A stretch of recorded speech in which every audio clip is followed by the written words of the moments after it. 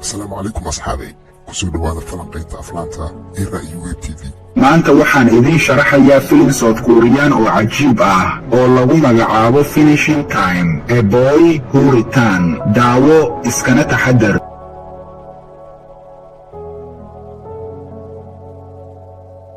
bilowga filimka haweeney ku takhasustay cilmi nafsiga carruurta waxay waraysi ka qaadaysaa gabadhan lagu magacaabo Suureen waxay noqonaysaa nervous marka ay dhakhtaradu ku soo aadiso kaamirada si ay uga duubto waraysiga. waxay ku odhanaysaa ka sheekay qisadaada adigoo bilowga ka soo bilaabaya. Suureen waxay sheegaysaa in hooyadeedu ay sannado ka hor guursatay Dokyun. markay isguursadeen kadib hooyadeedu way geeriyootay.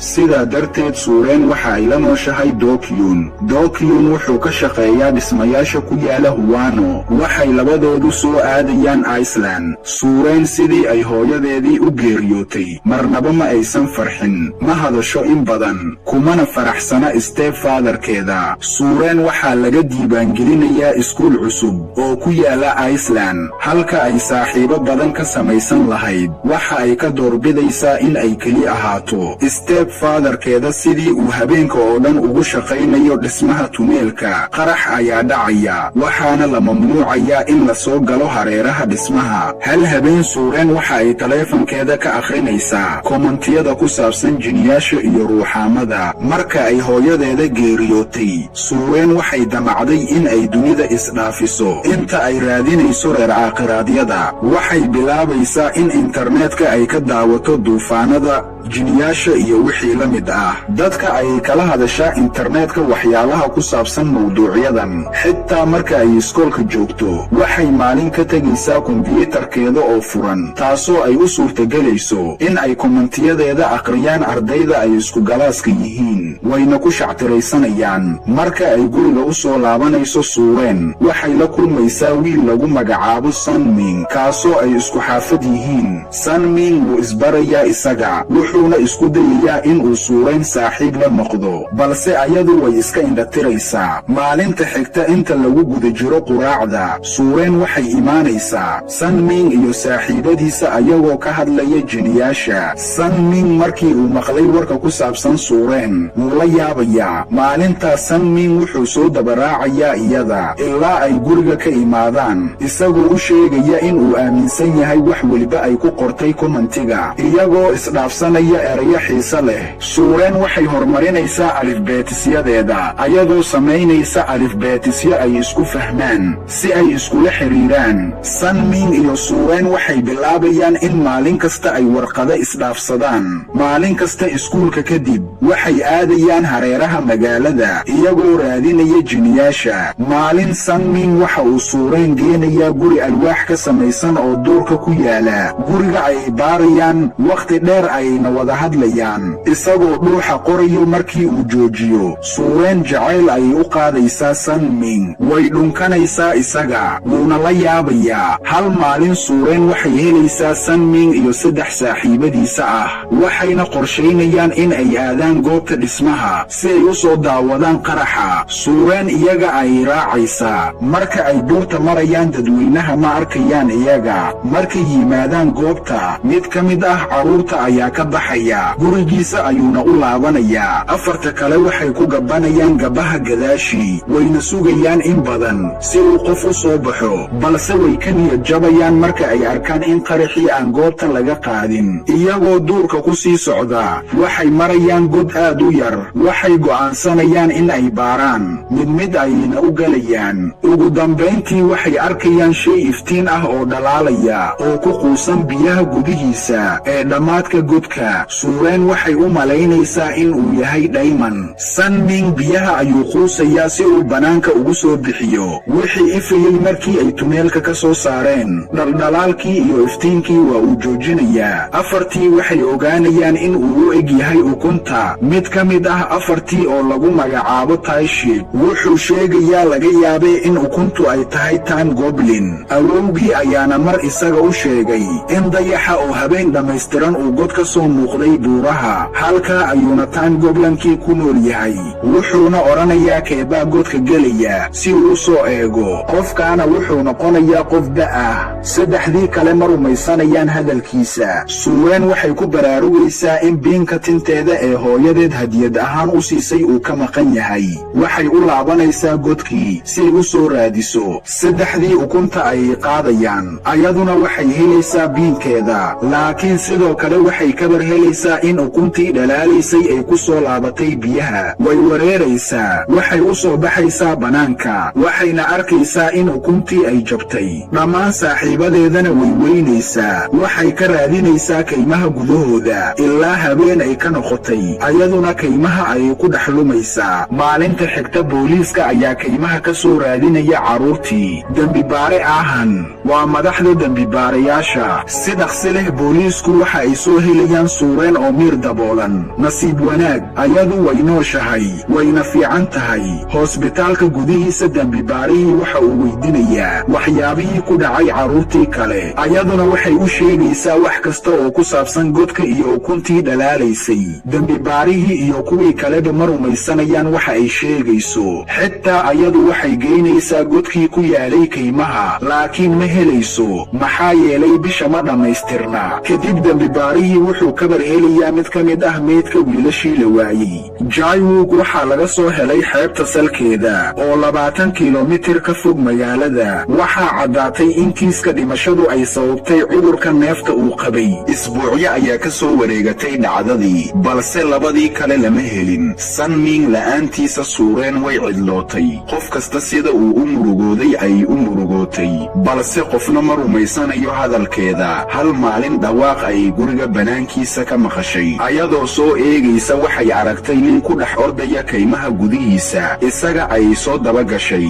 waxayna sii gashay keynta. daqiiqado yar siday u soo ordaysay dhulka ayay fadhiisatay. sidoo kale isagana ninkii wuu istaagay. ayada ayuuna u soo dhowaaday. wuxuuna u eegay si soo jiidasho leh. suureen naxdin ayay la qabowday. ninkan waa markii ugu horaysay oo uu la hadlo iyada. wuxuuna u sheegayaa in uu isaga yahay sanming. markii ay magiciisa maqashay, suureen shoog ayay qaaday. wayna ka soo ordaysaa ayadoo ooynaysa. ugu dambayn waxaa ka hor yimid baabuurka dokyun. waxayna u sheegaysaa ninkii. waxayna bilaabayaan in ay ninkii ka raadiyaan kaymaha, iyagoo u malaynaya in uu yahay afduubaha. dembibaare aahan waxa uu suureen weydinayaa waxa ku saabsan ninka. waxayna u sheegaysaa in uu iska dhigayay sanming. booliisku maysan soo helin afduubihii, laakiin waxay gacanta ku soo dhigeen xasuus qorka suureen, kaasoo ayada iyo sanming ay u isticmaali jireen in ay midba midka kale isku wargeliyaan. ayadoo beej ka fiirinaysa way yaabaysaa, sababtoo ah waxaa meesha ku qoran sanming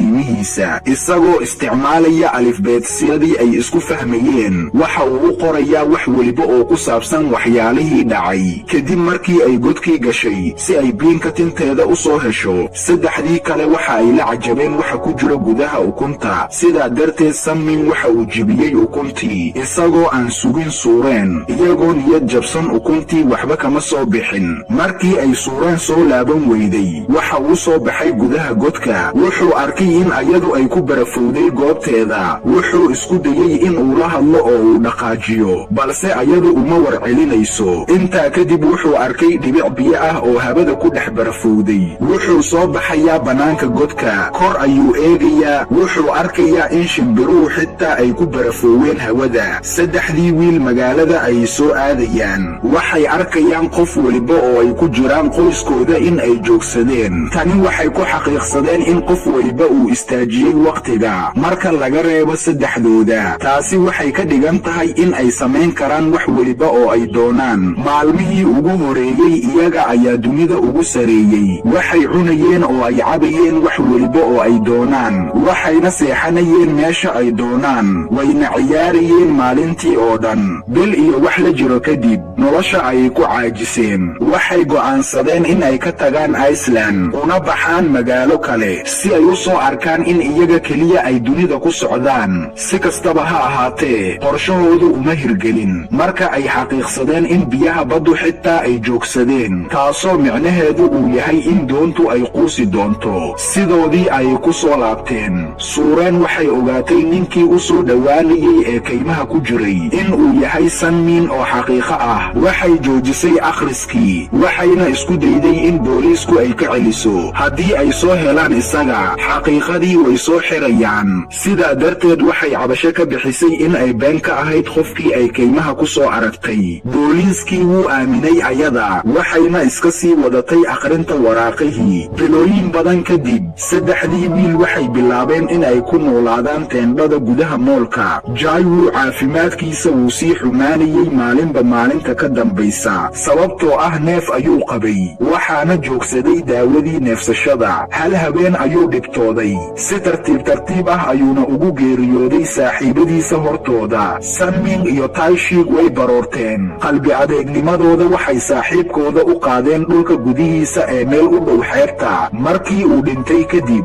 jaiwu xitaa wuu joogsaday sidii kuwii kale. 5 sano ayaa gudubtay, balse dunidu weli sideedii hore waxba iskama beddelin. hadda labadii carruur dhalinyaro ayay noqdeen. inkastoo ay takoor ku nool yihiin sannado badan, weli waxay rajaynayaan in maalin un ay dunida sideedii caadiga ahayd ay ku soo laaban doonto. sanmin waxa uu aaminsanaa in marka ay 20 sano gaaraan in wakhtigoodii uu dib u soo laaban doono. waxa ay qof weliba ka xadayaan lacaga yar si ay taajir u noqdaan. si kastaba ha ahaatee, xitaa markii ay 20 sano gaareen, waxba isma beddelin. waxay si tartiib tartiib ah uga rajo dhigayaan nolosha, waxayna bilaabayaan in ay ku noolaadaan guriga duurka ku yaala. hal maalin kelinimada ayaa ka tambadisay sanming, wuxuuna ku calaacalayaa in wax weliba ay sidoodii hore ku soo laabtaan. taishik wakhti dheer ayuu markhaati ka ahaa arrintan, waxaana ka dhammaatay dhammaan rajadii. maalmo yar kadib, sanming waxa uu arkayaa qaabka dayaxa oo isbeddelaya, waxayna ka dhigan tahay in dunidu ay bilaabmayso. wuxuu u soo baxayaa oo uu soo raadinayaa taishik,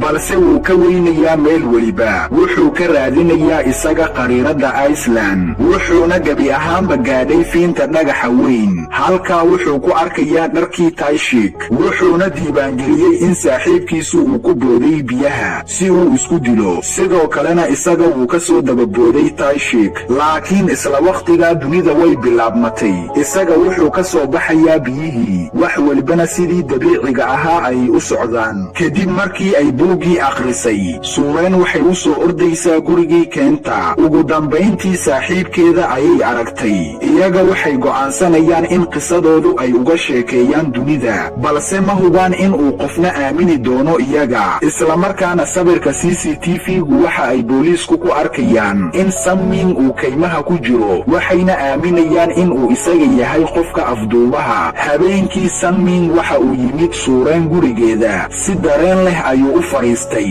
maadaama uu in muddo ah ku noolaa kelinimada. wuu argagaxsan yahay. maalintii xigtay, taishig waalidiintiisu waxay yimaadeen dhanka dhismaha, iyagoo dokyun ku eedaynaya carruurtoodii la waayey. waxay aaminsan yihiin in qaraxii dhismaha uu ku dhintay inankooda. suureen ayaa samaynaysa sheeko ay ku badbaadiso stepfatherkeeda. dhanka kale, suureen iyo sanming waxa ay aadayaan xarunta agoomaha ee suureen ay joogi jirtay. suureen ayaa wax weliba u sharxaysa, dibadda ayayna u soo baxaysaa si ay u wacdo sanming. hase ahaatee, stepfatherkeeda ayaa islamarkaa kaxaynaya. sanming waxa uu tegayaa ilaaliyaha meesha oo ahayd hooyadiisa, wuxuuna u sheegayaa wax kasta oo uu sameeyey. hooyadii way ka naxday, mana rumaysanayso hadalkiisa. dokyun waxa uu suureen ku xirayaa habeenkii qolkeeda si aysan uga bixin, laakiin sanming ayaa ka soo gelaya albaabka dambe. waxa ayna ka cararayaan guriga si ay u go'aansadaan waxa ay samayn doonaan marka xiga. suureen waxa ay soo xasuusanaysaa in godku ay ku soo aragtay ukun labaad, waxayna u soo jeedinaysaa in ay isticmaasho ukunta si ay u noqoto qof weyn. si kastaba ha ahaatee, sanming wuu ka soo horjeesanayaa arrinta, sababtoo ah waxa uu soo arkay xanuunka ay leedahay kelinimada, wuxuuna ka jeclaan lahaa in loogu yeero afduube intii uu suureen u deen lahaa dhibaatadii uu soo maray isaga. dokyun waxa uu guriga ka weynayaa gabadhiisa, ayadoo horayba dhowr jeer ka soo dhuumatay guriga. markii uu taleefankiisa ka arko sawirka ayada iyo sanming, habeenkii ayuu halkaa tegayaa isagoo soo weeraraya sanming, wuxuuna isku dayayaa in suureen uu ku soo celiyo gurigiisa. laakiin sanming iyo suureen way isla baxsan baxsanayaan ayagoo ordaya. Maalintii xigta booliisku waxa ay baarayaan guriga keenta, waxayna rumaysanayaan in afduubuhu uu waxyaabo badan isdabamarinayo, uuna afduubtay Suureen isagoo ka dhaadhicinaya in uu yahay Sanming. Wararka TV-ga waxa ay ka hadlayaan waayitaanka Suureen, sidaa darteed booliisku si dhaqsi leh waxa ay u helayaan labadii. waxaa soo ceyrsanaya booliiska. Suureen booliiska ay u imaanaysaa si ay u badbaadiso Sanming. ka hor inta aysan kala tegin, waxa ay Sanming u sheegaysaa in ay kula kulanto godka. dembibaarihii Aahan waxa uu isku dayayaa in Suureen uu fahansiiyo afduubuhu in uu been u sheegayo ayada, laakiin ayadu ma aaminayso isaga. waxay iska dhigaysaa qof suuli u baahan si loo soo fasaxo. waxay u soo ordaysaa godkii, waxay soo saaraysaa ukuntii dhalaalaysay, waxayna u dhiibaysaa Sanming, balse wuu ka diidayaa in mar kale uu ku celiyo, sababtoo ah 10 sano ayaa ka khasaartay. wuxuuna isku eedaynayaa in uu isaga dilay saaxiibadii. kaymaha ayuuna ku dhex ordayaa, halka Suureen ayaduna ay soo dabaraacayso. isla waqtigaa booliiska ayaa yimid, wayna soo hareeraynayaan isaga. xafiishayihii ayaa gadaal uga imaaday Sanming si uu u qabto, wuxuuna kala tuurayaa Suureen. dembibaarihii ayaa caabinaya Suureen, balse isagana wuu la soo dhacayaa ayada. Sanming waxa uu isku dayayaa in uu badbaadiyo iyaga, balse ka hor inta uusan gaarin, labadoodu waa ay dhacayaan. si uu u badbaadiyo iyaga, Sanming ukuntii ayuu jebinayaa mar kale, waxaana istaagaya wakhtiga. markii ay Suureen soo kacday ilbiriqsi yar kadib, waxay arkaysaa ayada iyo dembibaarihii oo jooga xeebta banaankiisa. waxay xaqiiqsanaysaa waxa uu sameeyey Sanming, inkastoo ay wakhti yar ula muuqato ayada, balse Sanming 10 sano ayaa ugu darsantay da'diisa. intaa kadib waxay u soo laabanaysaa gurigeeda. inta ay cashaynayaan, waxa ay stepfatherkeeda ka raaligelinaysaa wax weliba oo ay samaysay, waxayna markeedii ugu horaysay odhanaysaa aabe. dembibaarihii waxa uu ayada weydiinayaa sida ay uga soo badbaadeen buurta ay ka soo dhacayeen. Suureen uma jawaabayso, balse ayadu wuxuu u sheegayaa in ay run u sheegaysay mar weliba, wuxuuna u soo jeedinayaa in saaxiibadeeda la afduubtay. Suureen waxay sheegtay dhammaan qisadeeda, waxaana laga qoray buugaag fara badan. bilooyin yar kadib, Suureen waxa ay iskuulkeeda sare ka bilowday magaalo kale. ka hor inta aysan bixin, waxa ay la kulantay dhakhtaradii, waxayna siisay buuggeedii caanka noqday. ayadoo waddada ku sii jirta, Suureen waxay arkaysaa Sanming. waxay ka soo deganaysaa gaariga, waxayna u soo ordaysaa in ay la kulanto Sanming, laakiin meesha qofna ma taagna. balse xoogaa kadib, labadoodii waxay ku kulmayaan balkoonka. filimkuna waxa uu ku dhammaanayaa Suureen iyo Sanming oo isla taagan.